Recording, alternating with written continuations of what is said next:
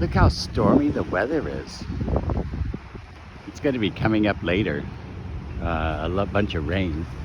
But it's so beautiful, right? Because it's like 55 instead of 45, which that is a good thing.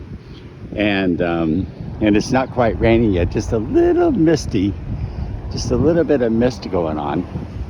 But anyway, boy, has this been an eye-opener of a seminar that last week. We finished up that Living Passionately seminar, and you know, they say you can gain understanding. The only way you can gain understanding is through study, right? And I was studying because I've been doing those landmark courses for about, well, since 2007, and then I took a little break, right? So, but I did do a lot of them. And so how many years is that? That's like 18 years. So 18 years, I would say, I would consider that to be study, right?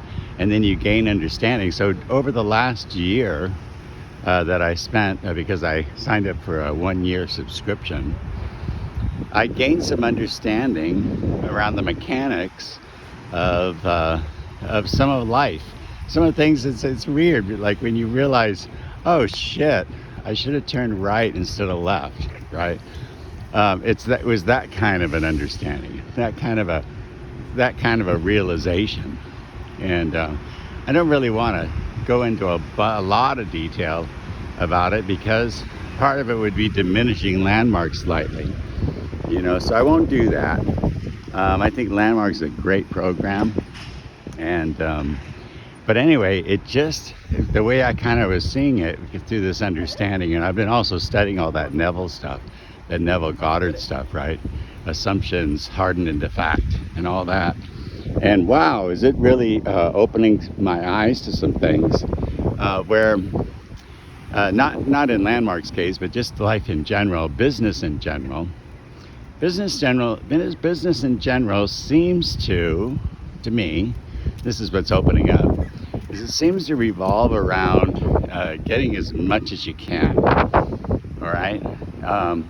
Well, no. Let me back up. Let me do it let me come at this a different way with my thoughts. And thanks for listening, by the way.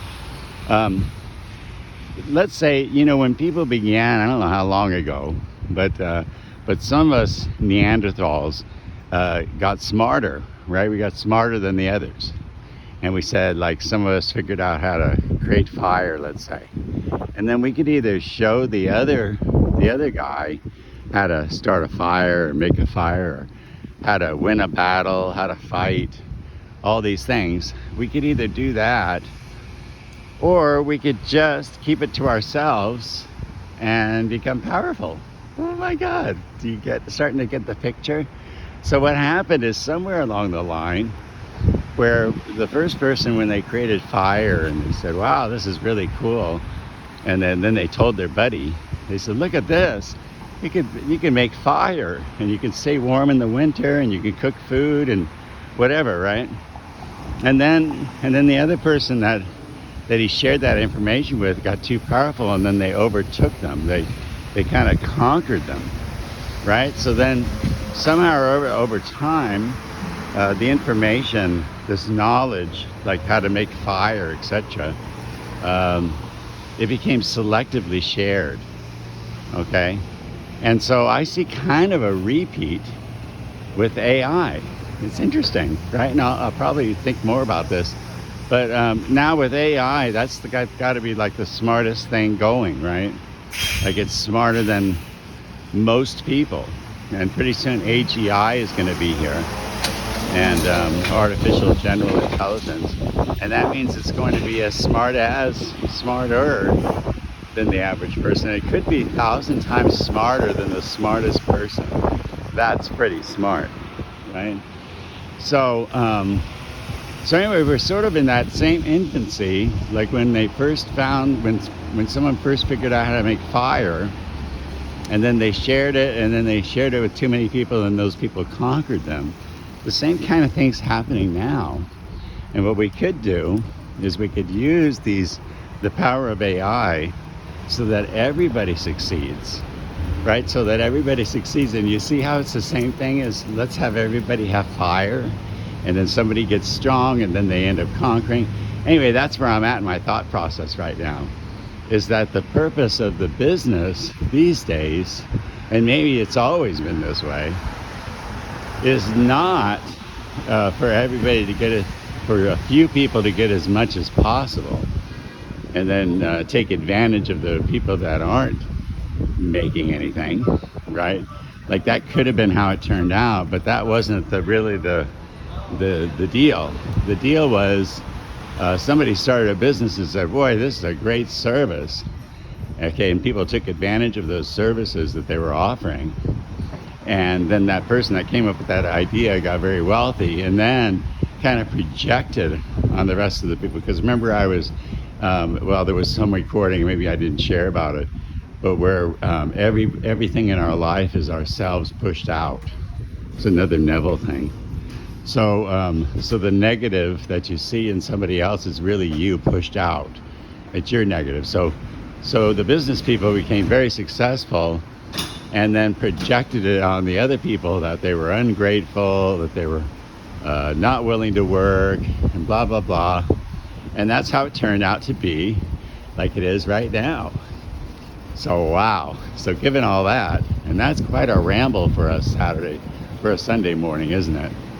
But given all of that, we're going to have to completely change our thinking in the world if we're going to have a world that works for everybody, no matter how much we all say we want to have that, right?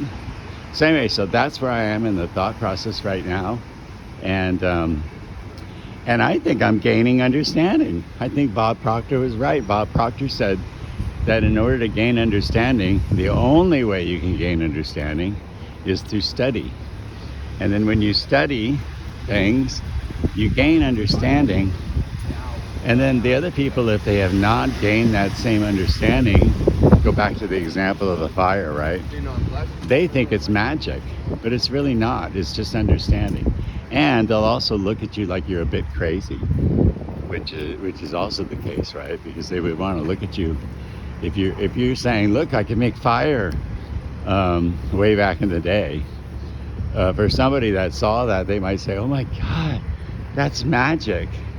Well, with this whole mindset stuff that I teach about, in fact, I'm starting the 6-month series.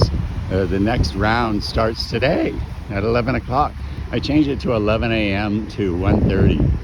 And so what's going to be coming, what's going to be coming next is I'm going to begin to really create that people want to learn these things that I'm teaching, that I've been studying, by the way, for the past, it's been 5 years. I've been studying it, and through study comes understanding, right? And so it doesn't matter if people think I'm crazy.